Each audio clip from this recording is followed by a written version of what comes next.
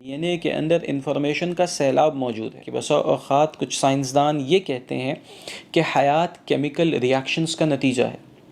تو اگر ایک لمحے کو ان کی اس بات کو مان بھی لیا جائے کہ حیات کیمیکل ریاکشنز کا نتیجہ ہے، تو ہم یہ پوچھنا چاہیں گے کہ یہ انفارمیشن کس چیز کا نتیجہ ہے جو اس حیات کے اندر پائی جاتی ہے.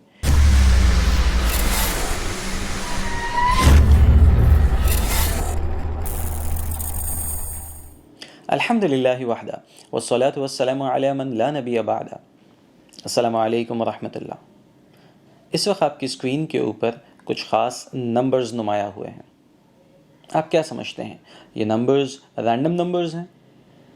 یہ ونز اور زیروز کی کمبینیشن کے ساتھ جو نمبرز اس وقت موجود ہیں یہ بے ترتیب نمبرز ہیں؟ یقیناً ایسا نہیں ہے. ان نمبرز میں ترتیب ہے، ان میں ربط ہے. ایک لفظ ہے ڈیزائن. یہ اس لفظ ڈیزائن کی بائنری کوڈنگ ہے، اپنے اندر پورے معنی رکھتے ہیں. یہ ایک انفارمیشن ہے. اب میں آپ سے یہ سوال کرتا ہوں کہ اگر آپ ایک کی بورڈ ایک 1.5 سے 2 سال کے بچے کو دے دیں اور اسے یہ اختیار دیں کہ وہ اپنی مرضی سے جس کی کو چاہے پریس کرے، تو آپ کے خیال میں کیا وہ اتفاق کی دنیا میں رہتے ہوئے اس لفظ ڈیزائن کی بائنری کوڈنگ کر دے گا؟ یقیناً ہم میں سے ہر عقل رکھنے والا، ہر فہم رکھنے والا شخص یہی کہے گا کہ یہ تقریباً ناممکن ہے کہ کوئی بچہ جو بائنری کوڈنگ کو نہ جانتا ہو وہ اتفاق سے اس کی کوڈنگ کر دے. اب ہم آپ کے سامنے ایک شارٹ لیکن میننگ فل جملہ لیتے ہیں. Stephen Hawking and Richard Dawkins are scientists, اور اس کی بائنری کوڈنگ کرتے ہیں.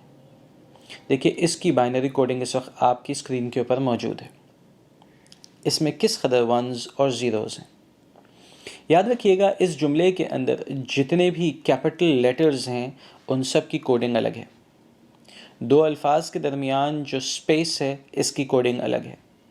اگر کوئی کیریکٹر استعمال ہو رہا ہے جیسے کہ فل سٹاپ تو اس کی کوڈنگ الگ ہے. لہٰذا یہ اتنی ساری کوڈنگز کا مجموعہ ہے.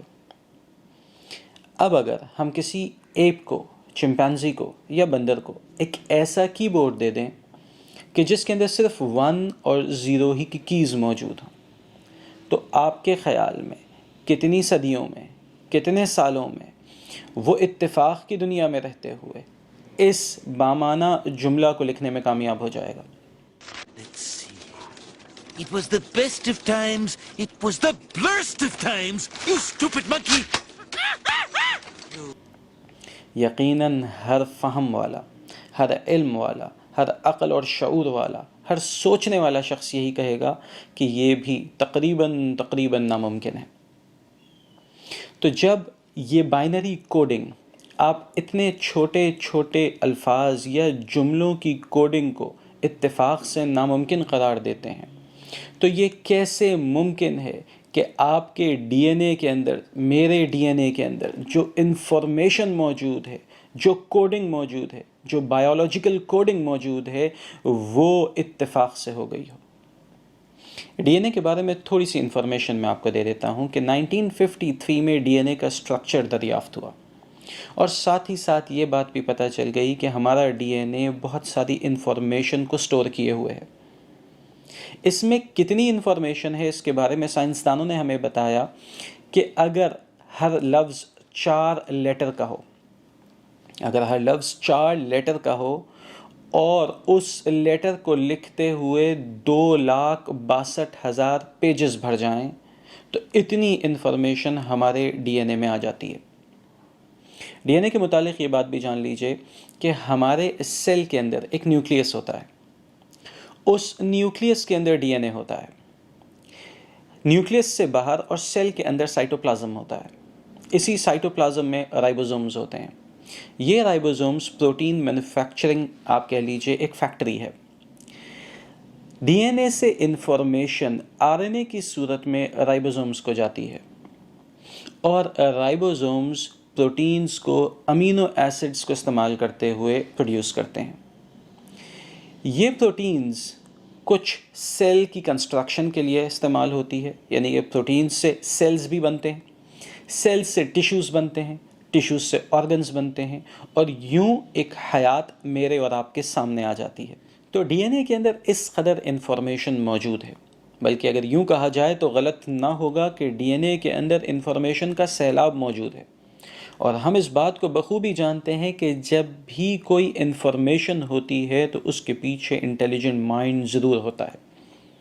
آپ کتاب کھولیں، اس کتاب کے اندر انفارمیشن ہے تو انٹیلیجنٹ مائنڈ اس کے پیچھے ضرور ہے۔ کوئی لیٹر ہو، کوئی میسج ہو جو آپ کو ریسیو ہوا ہو تو اس کے پیچھے انٹیلیجنٹ مائنڈ ضرور ہوگا۔ اگر کہیں کوڈنگ ہوئی ہوئی ہے تو اس کے پیچھے بھی انٹیلیجنٹ مائنڈ ضرور ہوگا۔ تو یہ کیسے ممکن ہے کہ ڈی این اے کی انفارمیشن کے پیچھے کوئی انٹیلیجنٹ مائنڈ موجود نہ ہو؟